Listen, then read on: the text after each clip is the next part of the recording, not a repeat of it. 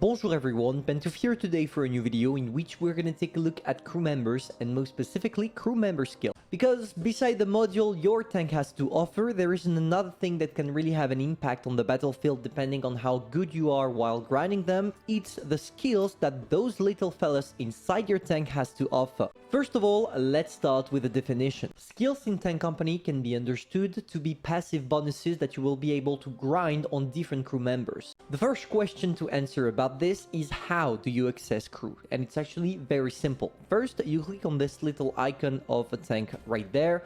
From there, you see crew members, and here you just have to select one of those guys and then go directly to skill section right there. When you get into the skill section, you will find that there are two types of skills. The general ones, which are the one that you will find on pretty much every single one of your crew. And in second rank, you are going to find skills specific to the job performed by one of your crew members. For example, for the commander, you got the commander skills. For the driver skills, etc, etc. The goal of this video is not to go through every single skill and explain it. I mean, you have eyes, you have a brain, and it's really not that difficult to understand, but I would rather focus on which skills you should get first in order for you to be the most effective on the battlefield. And talking about that, the first ever a skill you need to learn on every single one of your tank, regardless of the class, regardless of what you want to do with it, regardless of everything, it's just the skill to get.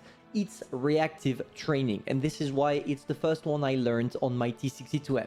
You get it on pretty much every single one of your crew members, and out of all the skills available, this is the only one that is stackable, because every single one of your crew member will get a certain percentage to get to this overall 2.5%. But what are those 2.5% doing?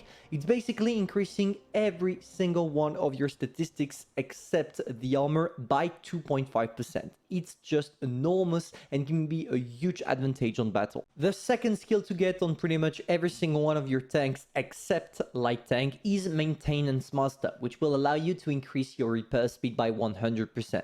Just picture this, you are out of nowhere in a field and you get tracked.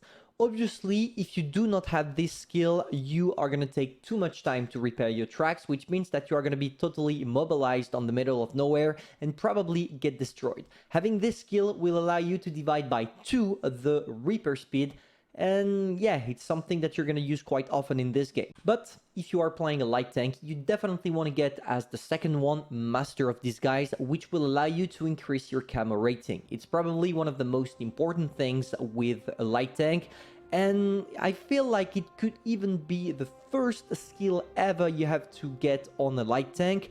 But obviously, as I'm too used to the reactive training, which is in my opinion definitely a great one, you should probably consider getting both of them, depends on what you like first. If you are playing the light tank as an aggressive one, you should go for the reactive training, and if you really only want to do assisting damage, then go for the Master of Disguise. Now, at this point, regardless of what you are going to go for, those skills that remains are totally up to you because they are not going to change anything truly on the battlefield. I only talked about the main impactful ones, but yeah, you have plenty of skills to choose from, but plenty of them are totally useless. Except one that you should go for the third skill that you will find on the loader, because there is something quite broken called the load burst, which tells you that if the previous shell has been loaded, reduces loading time when switching shells types by up to 20%. This can be extremely effective if at one point you see someone you can't penetrate with your regular shell and you need to switch to gold shells as soon as possible. Then you will see a difference and you should go for the load burst on pretty much every single one of your tanks.